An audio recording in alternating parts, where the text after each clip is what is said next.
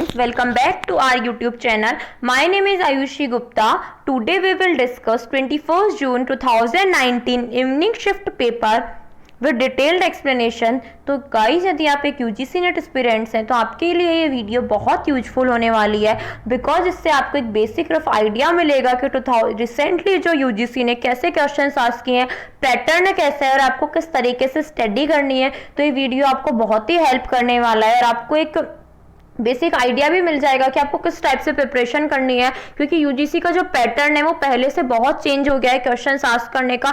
Directly question बहुत कम ask किए जाते हैं, कंसेप्चुअल क्वेश्चंस आते हैं जिससे कि आपका जो मतलब चेक किया जाता है कि आपके कंसेप्ट कितने स्ट्रांग है। तो प्लीज गाइज इस वीडियो को एंड तक देखिएगा और यदि आप हमारे चैनल पे न्यू है तो प्लीज सब्सक्राइब करें और हमारे टेलीग्राम ग्रुप आप ज्वाइन कर सकते हैं। कोई भी आपको डिस्कशन हो या क्वेरी हो तो और आपको लिंक है उसका जो डिस्क्रिप्शन बॉक्स में दे दिया जाएगा। स्टार्ट करते हैं हम गाइस। फर्स्ट क्वेश्चन है हमारा, below are listed some learners characteristics, identify those that help in effective teaching. इनमें से हमें ऐसे कैरेक्टरिस्टिक्स ढूंढने हैं या जो कि हेल्प करते हैं इफेक्टिव टीचिंग के अंदर। फर्स्ट है हमारा लर्नर्स रिस्पेक्ट फॉर टीचर। हम देखते हैं क्या लर्नर की रिस्पेक्ट कितनी है टीचर के लिए, क्या वो इफेक्ट करेगा क्या टीचिंग को। देखिए इफेक्ट नहीं करेगा, क्यों नहीं करेगा, इसका रीजन है क्योंकि जो भी हमारा जो लर्नर है, सपोज एग्जांपल है ए स्टूडेंट है, वो आपके टीचर की बहुत ही रिस्पेक्ट करता है बट उसकी कोई इंटरेस्ट नहीं है पढ़ाई को लेके या उसकी मेंटल एबिलिटी इतनी नहीं है, ना ही उसका कोई प्रायर नॉलेज है, तो वो कहीं ना कहीं उसकी जो टीचिंग है वो इफेक्ट नहीं होगी। मतलब ये जो रिस्पेक्ट है उसको लेके, रिस्पेक्ट कुछ स्टूडेंट है जो टीचर की बहुत रिस्पेक्ट करते हैं पर उनको जो टीचिंग है वो सीखना ही नहीं चाहते, तो ये क्या है वो उसको क्या है इफेक्ट नहीं करेगा।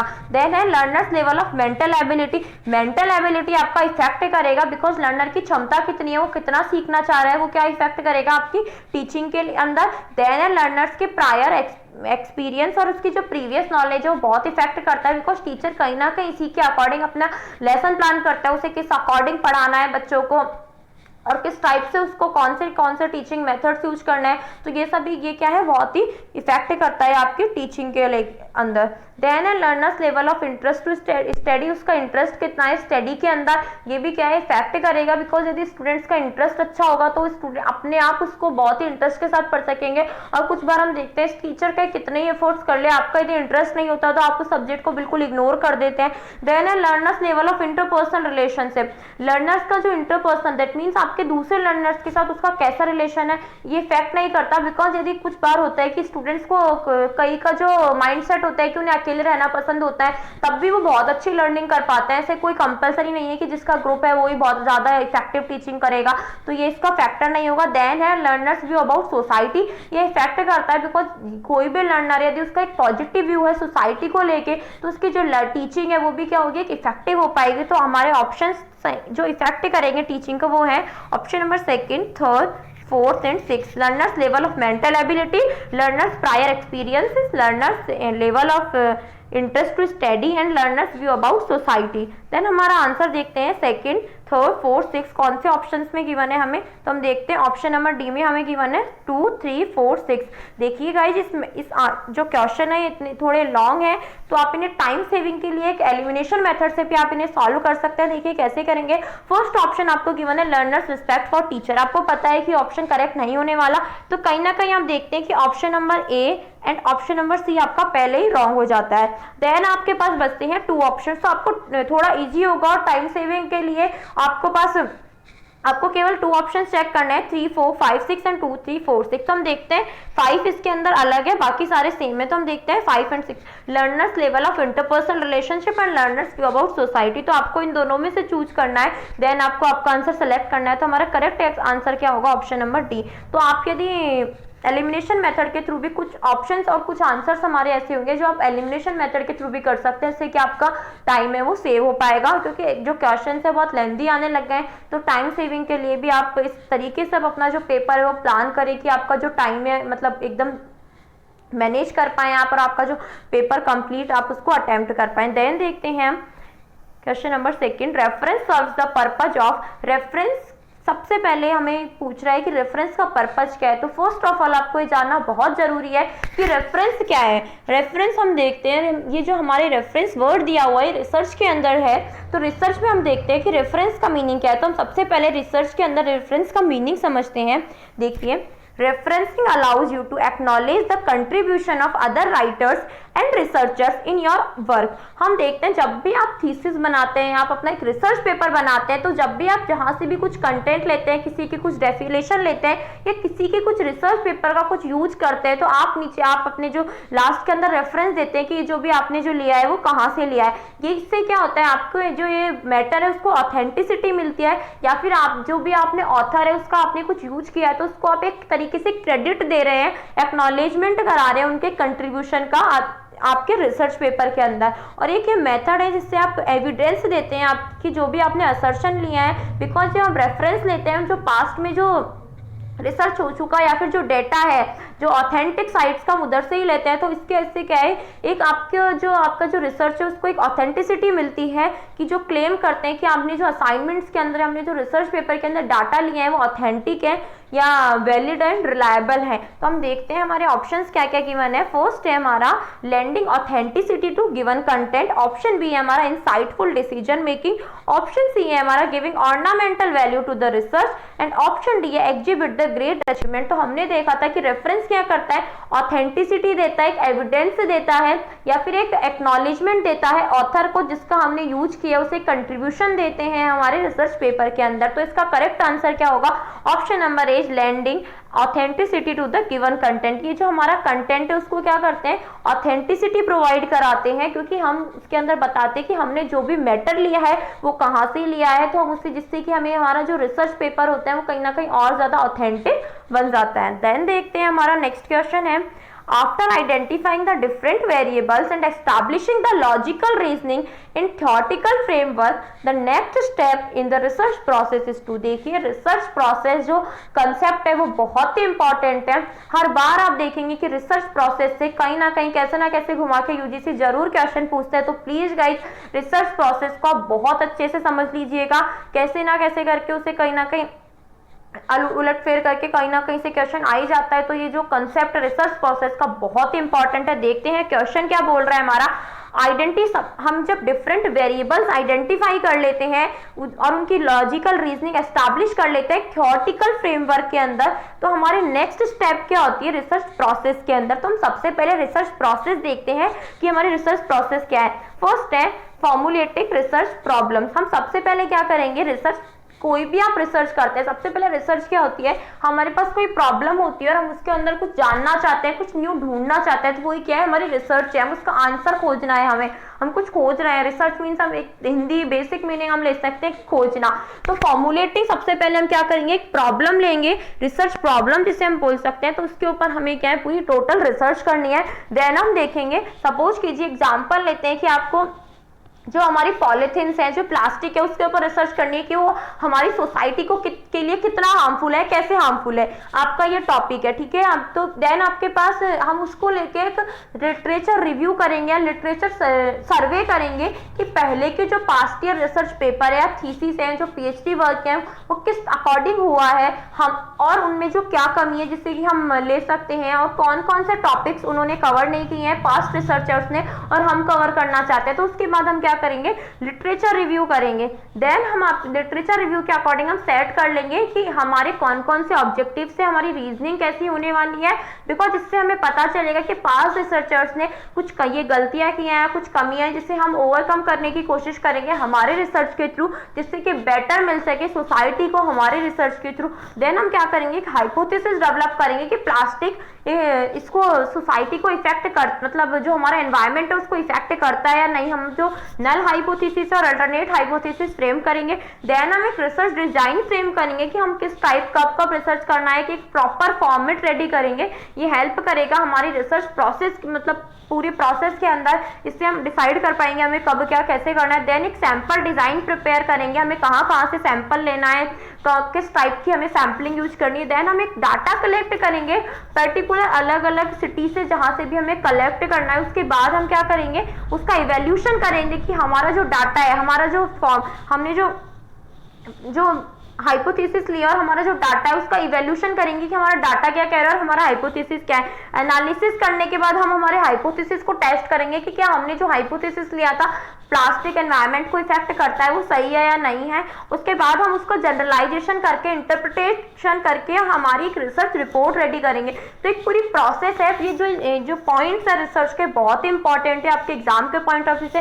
फिर देखते हैं कि हमारा क्वेश्चन क्या बोल रहा था। क्वेश्चन बोल रहा था कि डिफरेंट वेरिएबल जब हम देख लेते हैं कि लॉजिकल रीजनिंग एक थ्योरेटिकल फ्रेमवर्क के अंदर हम एस्टैब्लिश कर लेते हैं तो हमारी नेक्स्ट स्टेप क्या होने वाली है। तो हम देखते हैं फर्स्ट है हमारा रिसर्च प्रॉब्लम, देन हम देखते हैं लिटरेचर रिव्यू के अंदर हम क्या करते हैं कि हम पहले के जो रिसर्च पेपर्स है जितने भी लिटरेचर है उसको हम स्टडी करते हैं, हम एक रीजनिंग देखते हैं और हमारे जो भी वेरिएबल्स है उनको स्टडी करते हैं कि कौन कौन से वेरिएबल्स है जब तक कवर नहीं किए गए हैं वो हम कवर करना चाहेंगे। तो इसके बाद हम क्या, उसके बाद हमारी नेक्स्ट स्टेप देखते हैं हम क्या होगी, डेवलपिंग द हाइपोथेसिस। उसके बाद हम क्या करते हैं, हाइपोथेसिस डेवलप करते हैं। तो इसका आंसर क्या होगा हमारा option number B, generate hypothesis. Okay guys, आप एक बार और देख लीजिएगा वीडियो यदि आपको ये क्वेश्चन और डीपली अंडरस्टैंड करने हो तो। देन देखते हैं participation in which type of research has a great work potential for ensuring the improvement of the professional as well as work situations।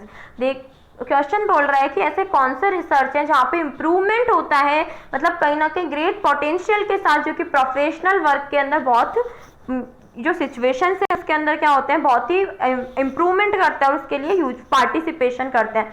First है ऑप्शन फंडामेंटल रिसर्च, बी है applied research, सी है evaluative research and option D है action research. Fundamental research क्या होता है आप सब जानते हैं, बेसिक रिसर्च, प्योर रिसर्च जिसे हम बोल सकते हैं, जहाँ पे हम कुछ नया फॉर्मुलेट नहीं करते, हम एक कुछ जैसे हमें कोई थ्योरी पता है हम उसके अंदर और कुछ खोजते हैं कि कब हुआ या कैसे हुआ, हम क्यों नहीं ढूंढते हैं यहाँ पे। देन है अप्लाइड रिसर्च, हमने जो भी फंडामेंटल रिसर्च के अंदर जो भी हमने कुछ थ्योरी करी है हम उसे अप्लाई करने की कोशिश करते हैं पर्टिकुलर किसी भी सिचुएशन या प्रॉब्लम के अंदर। देन है इवैल्यूएटिव रिसर्च के अंदर हम क्या करेंगे, इवैल्यूएटिव रिसर्च के अंदर हम देखेंगे कि हमने जो भी कुछ रिसर्च किया है, सपोज कीजिए हमारा कोई प्रोग्राम आया है, हमने कुछ भी प्रोग्राम लाया है कंपनी के अंदर, हमने रिसर्च एंड डेवलपमेंट करी है, फिर गवर्नमेंट ने जैसे कि न्यू प्लानिंग कमीशन एस्टैब्लिश किया है तो वो क्या करेगी, या कोई भी प्रोग्राम लाया है गवर्नमेंट ने तो वो क्या करेगी, एक साल बाद उसका रिव्यू करेगी, इवैल्यूएशन करेगी, तो हम उसे क्या बोल सकते हैं, इवैल्यूएटिव रिसर्च। देन है एक्शन रिसर्च, तो इसका आंसर होगा ऑप्शन नंबर डी। देखते हैं कि अब एक्शन रिसर्च इसका आंसर कैसे होगा, या एक्शन रिसर्च होता क्या है basically. Action research, it focuses mainly on immediate application for studying practical problems of social studies, teacher scientific procedure for finding out a practical solution for current problem. This focus is to improve and identify the current practices that is also classified under the category of developmental research। देखिए सबसे पहले ध्यान रखिए कि action research किस पे focus करता है, इमीडिएट एप्लीकेशन पे फोकस करता है कि प्रॉब्लम का सॉल्यूशन मिले। उससे हम क्या करते हैं कि एक तरीके से प्रॉब्लम है और हम उसका जो सॉल्यूशन ढूंढते हैं तो एक तरीके से हम क्या कर रहे हैं, एक्शन कर रहे हैं। वर्ड से समझिए, हम एक्शन ले रहे हैं पर्टिकुलर प्रॉब्लम के लिए। तो ये जो प्रैक्टिस है उसके अंदर हम क्या करते हैं, इंप्रूवमेंट करते हैं और करंट सिचुएशन को क्या करते हैं, आइडेंटिफाई करते हैं। तो इसे हम एक तरीके से क्या बोल सकते हैं, डेवलपमेंटल रिसर्च भी बोल सकते हैं। इसकी जो प्रोसेस है वो क्या है, plan, act, observe and reflect. ये जो प्रोसेस है वो बहुत बार एग्जाम से पूछी गई है तो ये याद रखिएगा। सबसे पहले हम प्लान करते हैं, देन एक्ट करते हैं, उसके बाद ऑब्जर्व करेंगे और उसके बाद रिफ्लेक्ट करेंगे।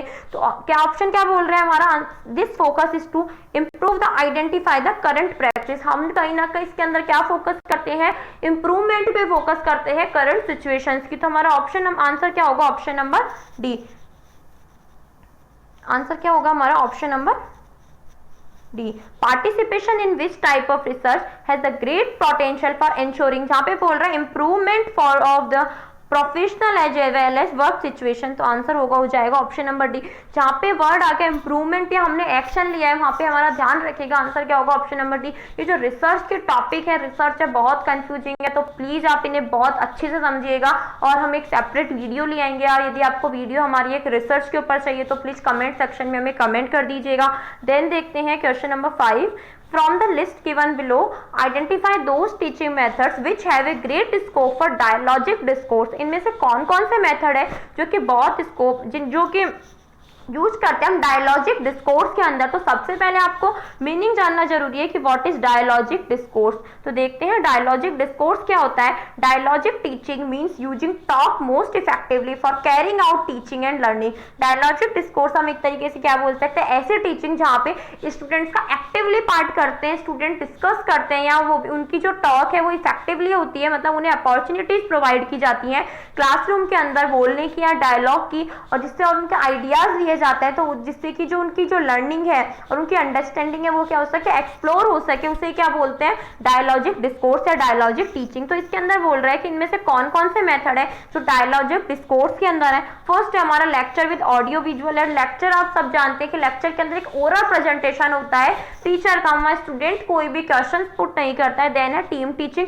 टीम टीचिंग पे एक टीचर सेंटर्ड अप्रोच है, स्टूडेंट का कोई एक्टिव रोल नहीं होता, 2-3 टीचर्स मिलकर क्या करते हैं, आपको टीचिंग प्रोवाइड कराते हैं। देन ट्यूटोरियल्स के अंदर स्टूडेंट का क्या होता है, एक्टिव रोल होता है, वहां स्टूडेंट आपसे क्वेश्चन आस्क कर सकते हैं। तो ये क्या है, एक तो थर्ड हो जाएगा इसका। देन देखते हैं problem solving method. Problem solving के अंदर भी क्या होता है, स्टूडेंट खुद से सीखता है कोई भी मेथड यूज करके, और क्या होता है स्टूडेंट के पास जो भी है एक बोलने का मतलब उसकी जो एक्टिव लर्निंग होती है, जो एक्टिव जो कम्युनिकेशन करता है अपने टीचर के साथ, उसका जो पार्टिसिपेशन होता है, तो ये भी डायलॉजिक जो डिस्कोर्स है उसका पार्ट है।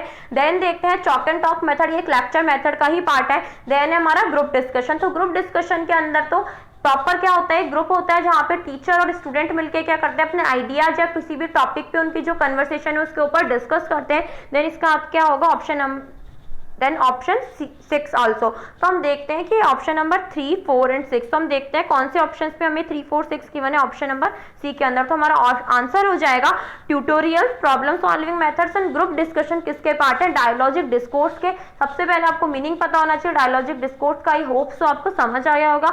देन देखते हैं नेक्स्ट क्वेश्चन।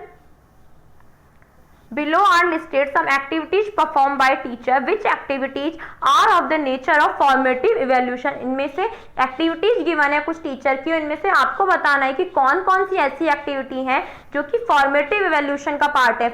हमारे टाइप्स ऑफ इवेल्यूशन एग्जाम, ये जो यूजीसी के सिलेबस में टॉपिक दिया हुआ है पर्टिकुलर अलग से, जहाँ पे summative evaluation, diagnostic evaluation, formative evaluation, बहुत टाइप के इवेल्यूशन गिवन है। तो हम देखते हैं कि इनमें से कौन कौन से जो एक्टिविटी है फॉर्मेटिव इवेल्यूशन का पार्ट है, हमें ये देखना है। First is giving mastery test. Second तो देखिए मास्टरी टेस्ट किसका पार्ट है, समेटिव इवेल्यूशन का, बिकॉज कहीं ना कहीं आप पूरे जो आपके जो पूरे पर्टिकुलर 1 ईयर के बाद आप जो एक पूरा टेस्ट लेते हैं तो वो क्या है, समेटिव इवेल्यूशन का पार्ट है। Then conducting quiz session. तो देखिए क्विज एक्शन जो सेशन का हम कंडक्ट करते हैं पर्टिकुलर क्लास के अंदर, तो वो किसका पार्ट है, फॉर्मेटिव इवेल्यूशन का। क्योंकि फॉर्मेटिव इवेल्यूशन हम किसे कहते हैं, देखते हैं फॉर्मेटिव इवेल्यूशन होता क्या है, एक तरीके से हम जब टीचिंग की जो भी जो हमारी जो टीचिंग के टाइम हम ड्यूरिंग टीचिंग हम जो भी स्टूडेंट्स की हेल्प करते हैं, डायग्नोस करने की कोशिश करते हैं कि किस वे से और या इंप्रूव करने की कोशिश करते हैं उनके लर्निंग एक्टिविटीज को, तो वो ही क्या है, फॉर्मेटिव असेसमेंट का पार्ट है। देखिए फॉर्मेटिव असेसमेंट क्या एक रेंज है फॉर्मल इनफॉर्मल असेसमेंट प्रोसीजर जो कंडक्ट किया जाता है टीचर के द्वारा during learning process in order to modify teaching and learning activities to improve students attainment. Okay guys, then देखते हैं कंडक्टिंग क्विज एक्शन। तो हम जब भी पढ़ाते हैं तो हम कई बार साथ में क्विज आल्सो मतलब सेशन कर लेते हैं, जिससे हम पता चले कि स्टूडेंट्स ने कितना उन्हें सीख पाए। तो ये क्या है, फॉर्मेटिव इवेल्यूशन का पार्ट है। देन है evaluating students and grading system. तो ग्रेडिंग तो हम स्टूडेंट्स को कब प्रोवाइड करते हैं, at the end of the year, जब हम मास्टरी टेस्ट लेते हैं उनका या समेटिव इवेल्यूशन करते हैं, तब हम उन्हें क्या करते हैं, ग्रेडिंग प्रोवाइड करते हैं। देन है हमारा प्रोवाइडिंग फीडबैक वाइल टीचिंग। तो जब फॉर्मेटिव इवेल्यूशन क्या बोलता है, जो भी हम फीडबैक देते हैं, जो भी हम सिखाते हैं वो क्या या डायग्नोस करने की कोशिश करते हैं वो क्या करते हैं, टीचिंग के टाइम करते हैं। ड्यूरिंग द टीचिंग प्रोसेस जो भी हम इवेल्यूट कर रहे हैं वो क्या है, हमारा फॉर्मेटिव इवेल्यूशन है। तो ऑप्शन नंबर क्या हो जाएगा, जो 4th है वो भी हो जाएगा। देन है इनकरेजिंग स्टूडेंट्स टू रिफ्लेक्ट अमोन। तो जब भी हम क्विज सेशन करते हैं स्टूडेंट से टीचिंग प्रोसेस के ड्यूरिंग हम कोई क्वेश्चन आस्क करते हैं तो हम उन्हें बोलते हैं कि नहीं ऐसे आंसर बोले या रिफ्लेक्ट करो, तो ये भी किसका पार्ट है, फॉर्मेटिव इवेल्यूशन का। तो हमारा आंसर जो हमारे सही ऑप्शन है वो है 2nd, 4th एंड 5th। तो हमारा आंसर हो जाएगा ऑप्शन नंबर सी। देन देखते हैं which stage in research creates a working thesis for the research paper by specifying and organising the category of information. इनमें से कौन सी स्टेज है जो रिसर्च पेपर के अंदर क्रिएट करती है वर्किंग थीसिस के बाद, जो वर्किंग हम थीसिस वर्क कर रहे हैं उसके बाद एक कैटेगरी ऑफ इंफॉर्मेशन हमें रिसर्च पेपर के थ्रू स्पेसिफाई करनी है एंड ऑर्गेनाइज करनी है। तो देखिए सबसे पहले हम क्या करते हैं कि जो भी हमें थीसिस बनाना होता है, हम सबसे पहले हम जब ठीक है आपको पता है कि आपको रिसर्च पेपर रेडी करना है, आपको एक थीसिस प्रिपेयर करना है, तो सबसे पहले हमने रिसर्च प्रोसेस पढ़ी थी हमारी सेकंड क्वेश्चन के अंदर। तो हमने सबसे पहले क्या देखा था, हम सबसे फर्स्ट स्टेप हमारी क्या होती है कि हम क्या करते हैं, सबसे पहले हम रिसर्च प्रॉब्लम सेलेक्ट करते हैं कि पर्टिकुलर हमारी प्रॉब्लम ये है। देन हम क्या करते हैं, एक रिसर्च जो प्रॉब्लम हमने सेलेक्ट करी है उसके रिगार्डिंग पास्ट के अंदर जो जो रिसर्च पेपर है या जो भी जो हमारी जो थीसिस है उनको स्टडी करते हैं। दैट मीन्स हम रिव्यू ऑफ लिटरेचर करते हैं, या हमारा जो पास्ट के जो भी सीरीज है या जो ऑथेंटिक जो भी रिसर्च हो सके उनको जो हम पढ़ते हैं, तो वो क्या है, रिव्यू ऑफ लिटरेचर हम करते हैं। तो इसका क्या क्या कह रहा है क्वेश्चन, क्या बोल रहा है, वर्किंग थीसिस के अंदर हम जो भी है तो हमारा सबसे पहले हम कौन सी स्टेज पे जाते हैं, तो